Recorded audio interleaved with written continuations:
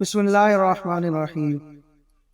ناظرین، ولی کامل سلطان الاولیاء والاتقیاء حضرت علی حجویری معروف بداتا گنج بخش رحمۃ اللہ علیہ، آپ اپنے وقت کے بڑے بزرگ گزرے ہیں۔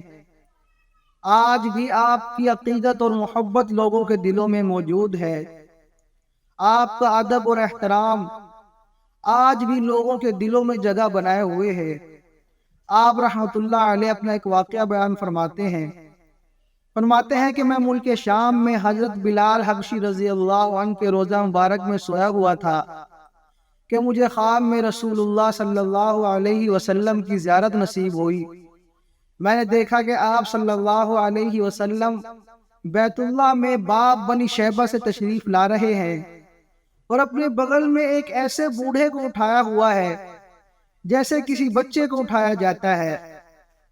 فرماتے ہیں کہ میں نے آپ صلی اللہ علیہ وسلم کے قدم مبارک کو بوسہ دیا اور میرے دل میں یہ خیال گزرا کہ کیسا خوش بخت اور عجیب بچہ ہے کہ اس کا قد چھوٹا ہے اور چہرے پر داڑھی موجود ہے۔